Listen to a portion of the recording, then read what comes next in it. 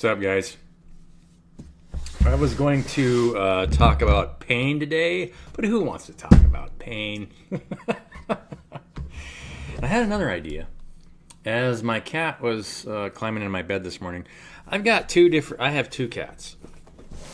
I'm sure you guys talk to your animals, right? And it's funny.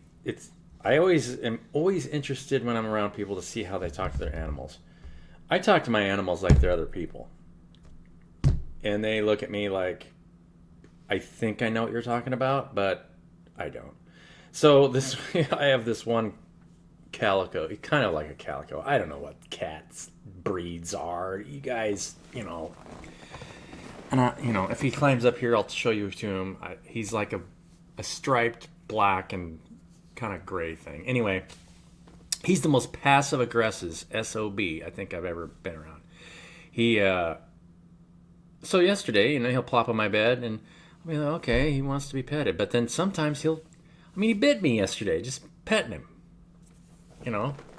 So he climbs up into the bed this morning. He could hear me. I know he could tell that I was waking up.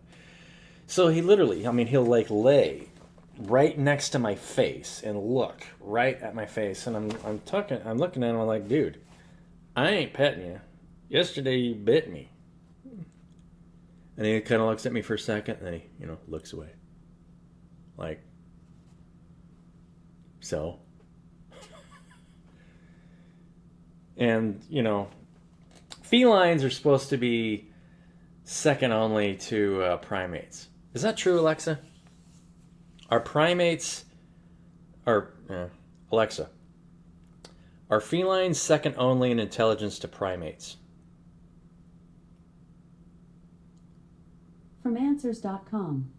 There is a great deal of evidence that dolphins are second only to primates in intelligence. Also, dolphins are I better can give you than felines. notifications on new movies being released. Would you like me to do that? No. And actually, I thought about that too, because dolphins, to me, I think dolphins could be smarter than primates in a lot of ways. Dolphins exhibit all kinds of very complex social behavior. So dolphins, maybe. Alexa, are dolphins smarter than cats? Dolphins are highly intelligent marine mammals that are known for their ability to learn, cooperate, and problem solve. They have advanced cognitive skills and are capable of expressing emotions and displaying social behaviors. While cats are also intelligent animals, dolphins generally have a higher level of intelligence in comparison to cats. Cool. So we got that out of the way. So, all my overall messages are trying to let you guys know, where we're at in this whole scheme of things and, why things are happening the way they are, because we're not in any kind of healthy co-creation right now, right? Those systems are breaking down, which has led to all these spiritualists online that are in different states of self-knowledge and deliver different messages depending on what kind of state of self-knowledge they're in. And so I love supporting that community because, you've got people that want to take control of their own lives and are tired of allowing other people to control their life, right? You go to work for somebody, and if you hand power over to somebody else to make decisions for you, you have no control over your life, right? You're not creating something with somebody in a healthy thing. And that's so people become entrepreneurs and then become coaches and consultants. And that group, those are all unhealthy contracts too. Why would I want to get in a contract with a coach or a consultant in one way or the other?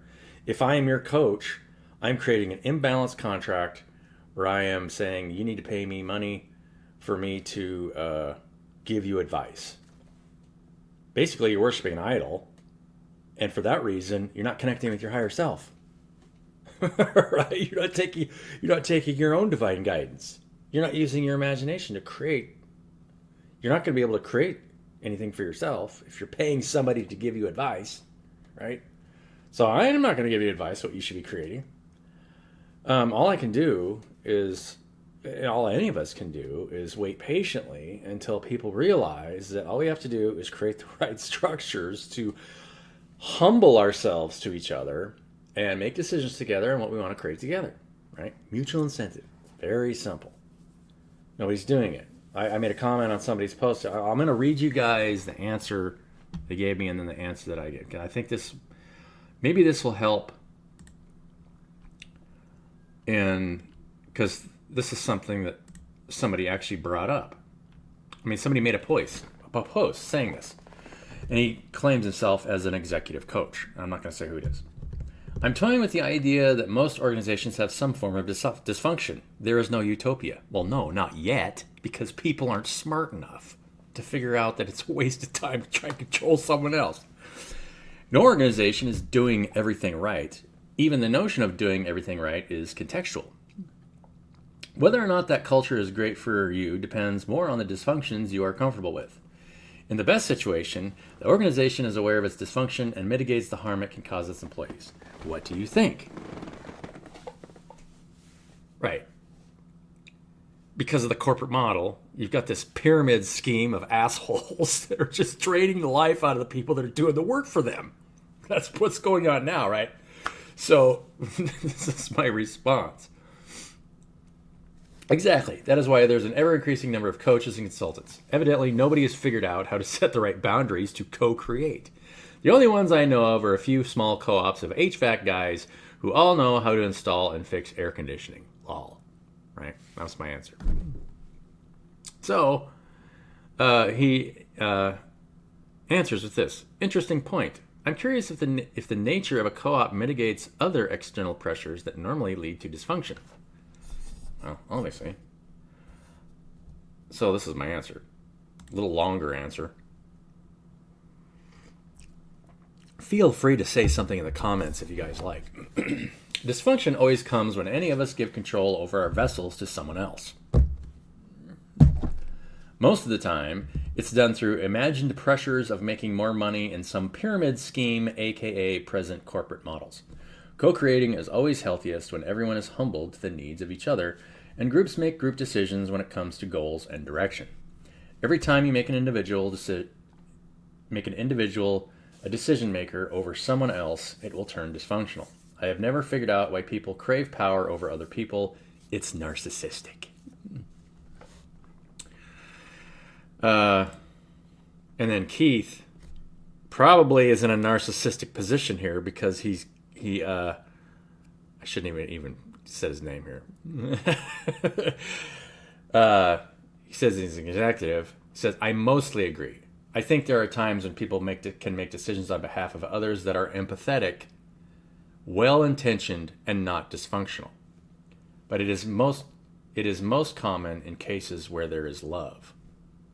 You can make an excuse for anything. If I make a decision, and then it says, I just answered this morning. If I make a decision on behalf of you, I am crippling you in a way unless you are disabled. If you are mentally disabled, then that is one thing. I think that is mostly the case with most people. All of us are mentally disabled in degrees as we continue to embody more of ourselves, which is totally true. And that's why you don't want to fall into judgment of somebody else, because all of us we're embodying more of ourselves as we continue to ascend. So, that's why it's most difficult to make sure that the messages you're giving are clear enough to the people around you, because you do want to do it out of love and empathy. All of us want the best for each other. So you want to make sure that you're not, you don't want to not say the truth though, because you're going to cripple somebody that way. But at the same time, you want to do it in a compassionate way that's trying to show them the truth in a way that it will trigger them. There's nothing you can do about it, right? I mean, if you're a higher state of awareness than somebody else, you're going to trigger that person. There's nothing you can do about it. So you have to be okay with it. I personally don't want to enable someone's inability to contribute to group decisions. Period. It's different if they have no interest in the process, but in that respect, they're not actively taking control of their own life. They will be much less productive than someone who is. Wouldn't be interested in co-creating with somebody like that. Hope that helps. Right? So, yeah, why would you want to co-create with somebody who isn't interested in co-creation? Right? I mean, just that all they want to do is go to work, and they're carrying burdens. They're carrying emotional baggage. They're carrying, they have no interest in taking control of their own life. People talk about that all the time. Take control of your own life. But if you do it by taking control of someone else's, that's what we have now. People claiming to empower themselves, but they're doing it in a way by taking control of somebody else's pain. Very dysfunctional. And so I guess in a way I can say that pain, and this is why I wanted to talk about pain. I guess it's led to pain, right? It always leads to pain.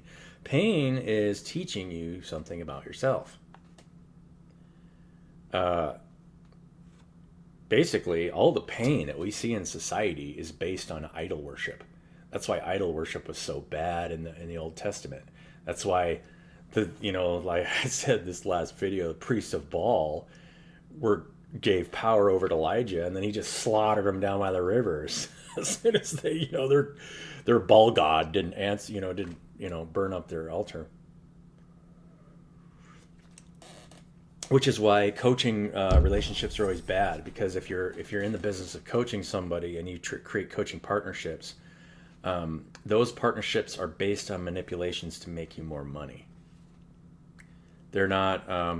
You're not co-creating to meet a need, right? If you can create something to meet a need and naturally attract what it is to benefit yourself. There's nothing wrong with that, and that's why I value the YouTube community, because you guys are all creating something that are naturally attracting wealth. You're manifesting wealth and naturally attracting what you need.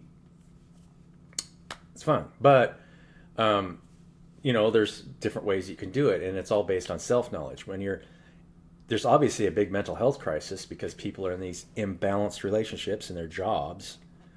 So you have to. Most of the messages you hear are people lifting you up. These big energetic messages that say, "Hey, look, there's nothing wrong with you. You're mastering your reality. You're doing this and that." But you have to have both sides, right? There has to be a cutting away of things that don't serve you, and then a building up. So you want to build somebody up in the right way, and then cut them down in another way. You don't want to cut somebody down. I mean, that's not. You just want to trigger them so that they are more knowledgeable of themselves, right? How you always want to, you're always going to want to trigger each other in ways to help, because don't ever look at it as, a lot of times people will retract from you, and they won't want to spend time with you, because if they're triggered by the things that you say, then it just means that they just need to heal, right? We're working towards co-creation, and we're not seeing any real healthy co-creation, except for like what I just said here. There are people that like 100-person co-ops that are, helping people fix and build air conditioning systems, but you're all doing the same thing, right? You're not really, you're not using your imagination to create something new and then all benefiting from that process. Where does that happen? Right? I mean, all the ideas you see out there, whether it was Microsoft, Google, you just ended up creating a bunch of jobs to work for that idea.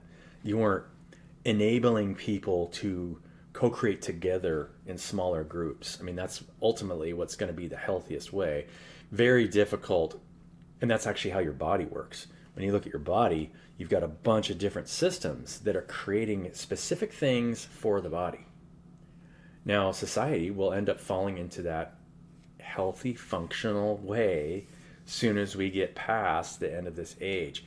This is a huge, like the next this year you're going to see some stuff, some breakdowns, and my biggest message here will be for you as an individual, anybody that's watching this channel, just try and create for yourself whatever you feel like you need to do for yourself, right? And try and empower yourself in ways to make sure that you're humbling yourself to the needs of the people around you, because that will teach you more about yourself than anything. And don't do it for money. Do it because you care about them, right? You love those people, and it will force you to strip things away within yourself that need to be stripped away, right? So, what's next? I was thinking, and I had this thought this morning before the cat climbed in my lap. Just to do something different. And I thought about this. It's like, I got a Risk set. I got Risk Godstorm. So, I got Risk characters. I got blue ones, green ones. So we're going to divine a message here.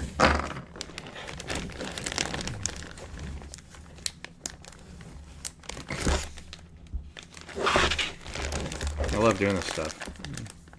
You can divine messages through anything. I saw somebody divining messages through candle wax, right? You just drip candle wax, and then it's like reading a painting, like an impressionist painting, where you can place yourself in the middle, and then you can see, it'll create shapes of this one created kind of a shape of a horse and other things, and so she was divining, and she was actually I felt like she was pretty accurate. She was giving somebody a direct message, and some of it had to do with me. Most of the time, so I would encourage all of you guys to take, all messages with a grain of salt, because a lot of times things will resonate and things won't resonate, right? There's always going to be something that does and doesn't resonate. And then I'll show you how this ends up as soon as we get started. So what I'll do is I'll draw one card. I was thinking about this. I can draw one card to give the overall state of you guys. What's the collective's overall state? And then we can create a banquet of knowledge around that.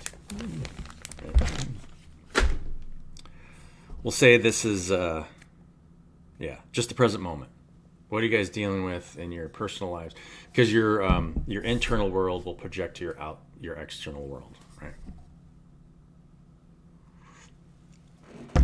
So let's get a beginning card. Wow, stars at the bottom. That's kind of cool.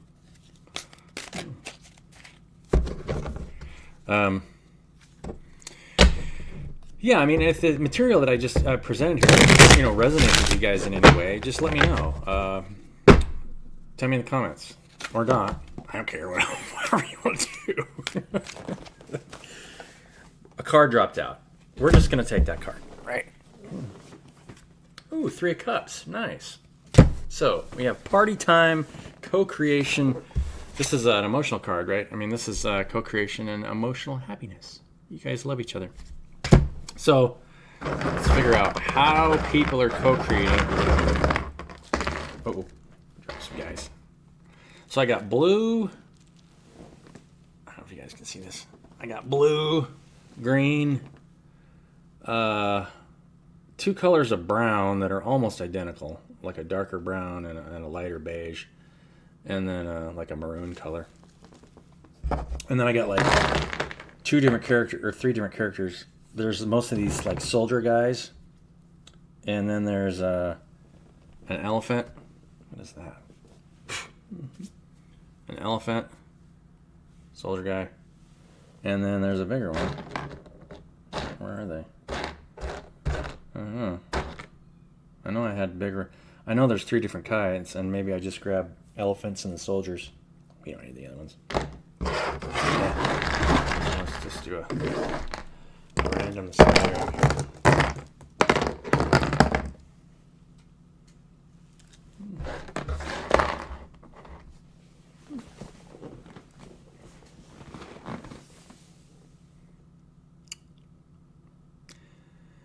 There's only one person in the upright.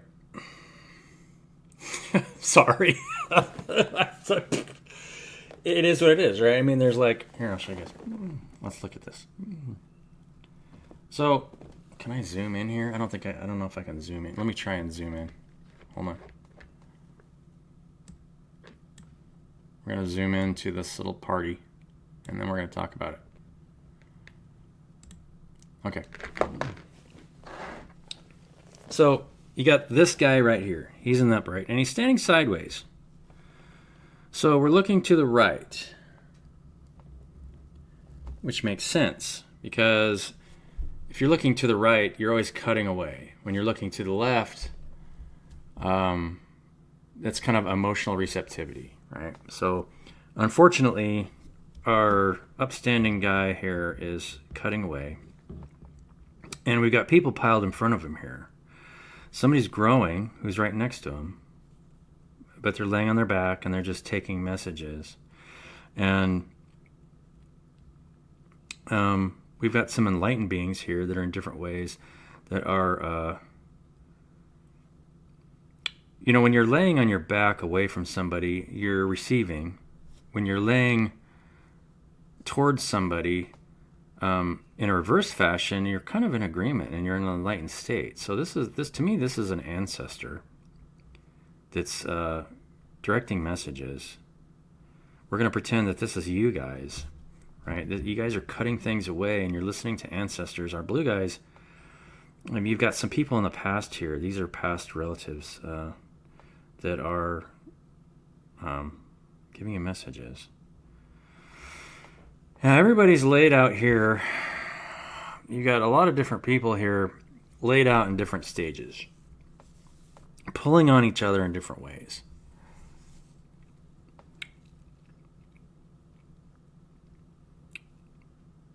My overall feeling and sense of being here is that we have a lot of giants falling right now in different ways.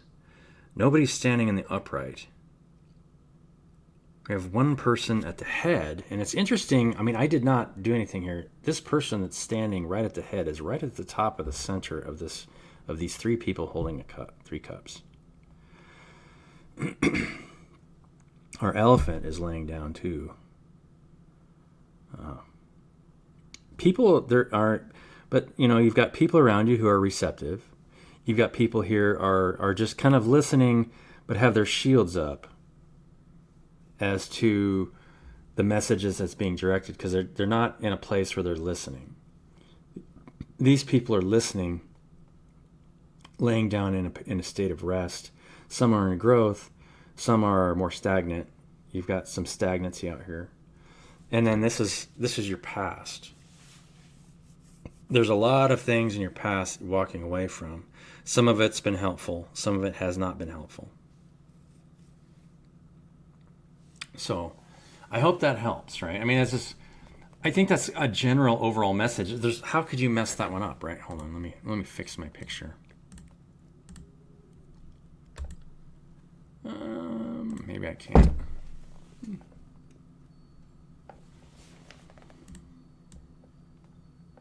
Oh, I just not big enough. There we go.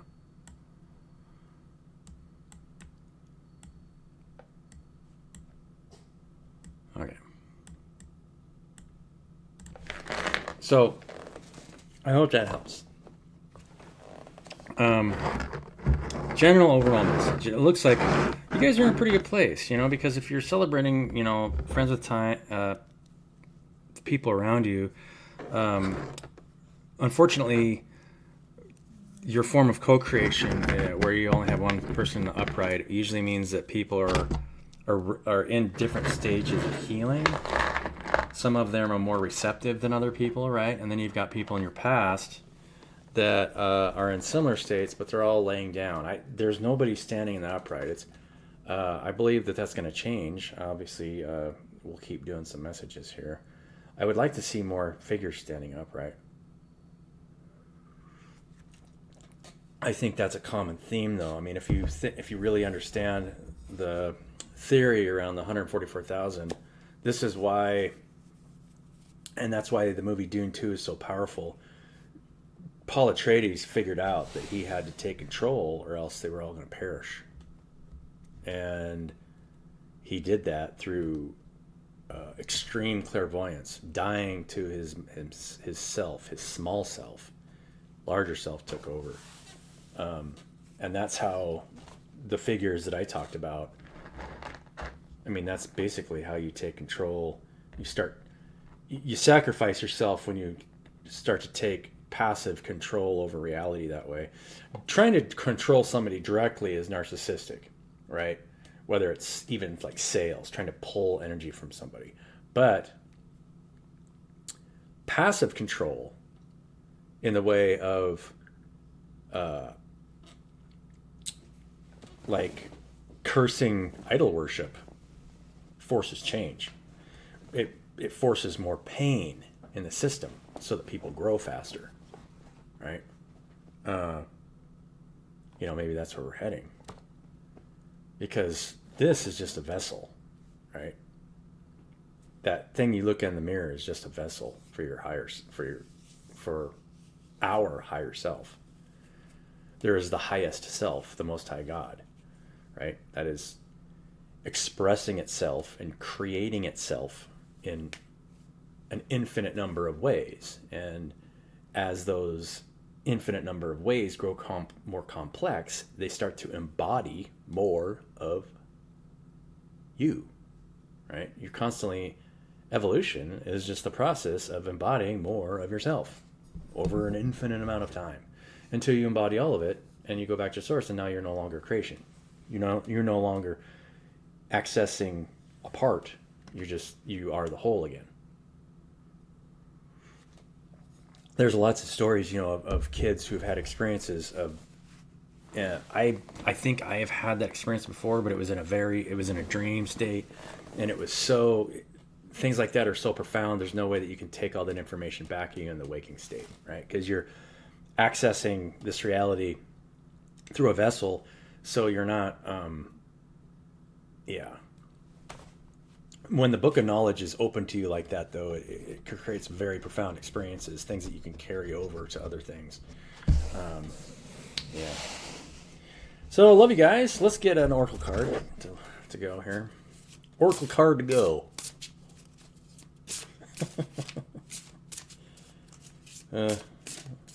Anyone's as good as it, isn't it, right? Move forward. That's as good a message as anything, right? Just keep moving forward. So, love you guys. Have a wonderful day, and we'll catch you on the next one. Happy creations. What are you creating for yourself? Make sure you're creating for something for yourself.